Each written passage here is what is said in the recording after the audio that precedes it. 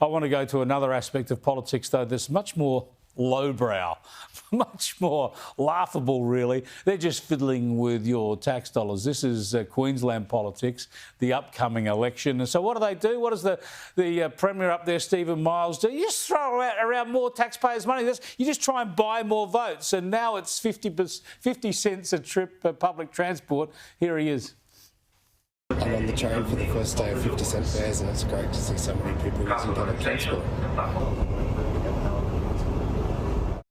No, honestly, Caroline, this is the cheapest trick in politics, isn't it? I mean, this is what he's reduced to, but it'll probably win him some votes. Well, he's at the point, and his government is at the point that it's like, do all things necessary to stem the loss of blood for October. They have absolutely no concept or care for any sort of budget responsibility whatsoever. This isn't even the most egregious of it. I think their subsidies for energy costs are much more egregious. Obviously, the aggregate amount is much more.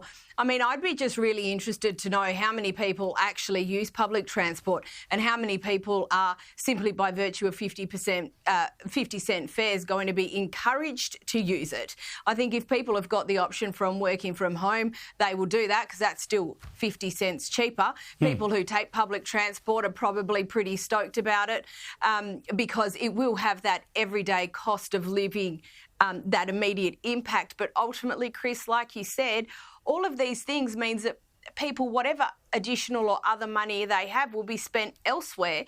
And we know that the Queensland budget from this year adds 1.5% to Queensland aggregate demand and 0.3% to national aggregate demand. It's just pathetic. It's embarrassing. It's wasteful. And you know, honestly, yeah, you mentioned the power subsidies, Gemma. There's up to $1,000 here. They're just throwing money around. This is what state politics is reduced to try and buy votes and not worry about how much bigger they're making government, how much deeper their deficits are going to be. I just wish that people would punt them for trying this nonsense. I mean, desperation reeks, doesn't it? Like, it is actually the stuff of desperate university politics, that cringeworthy little video on Instagram.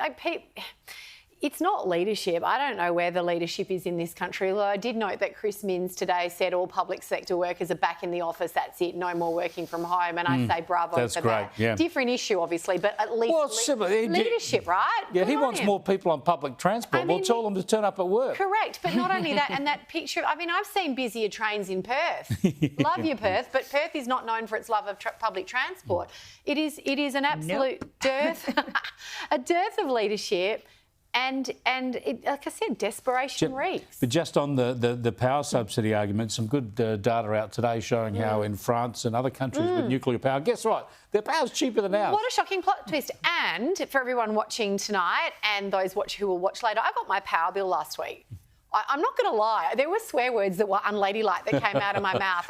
You haven't been charging your Tesla? I haven't been charging that Tesla at home. There's an update where that's concerned at some point. But I mean, genuinely, I remember I'd actually said to you, Caro, didn't I? I called you a couple of days later and I was like, I don't have children to feed and clothe and send to school.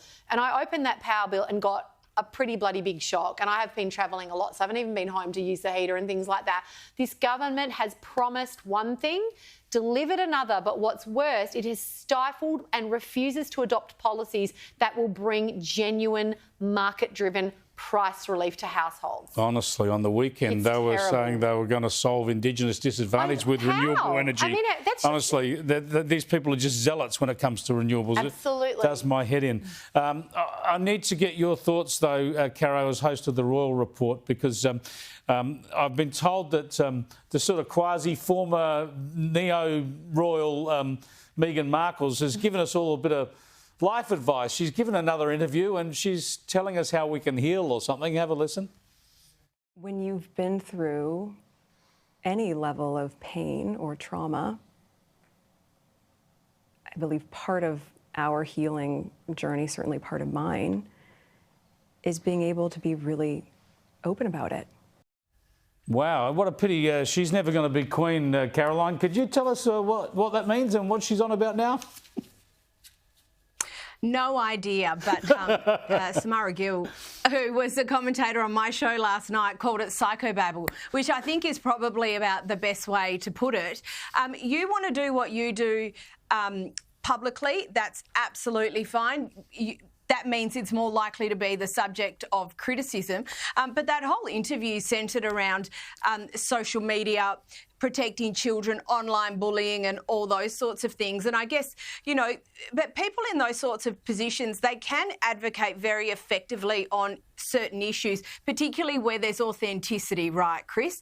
But when you have spent how much time rinsing your family in public to make a buck out of it, it really, really affects your credibility, shoots it down, in fact. She might have a tad of hypocrisy there, does Meghan Markle. Thanks. She's got great hair, though. Great hair, indeed. I won't comment on her appearance whatsoever. Thanks for joining us, Caroline and Gemma.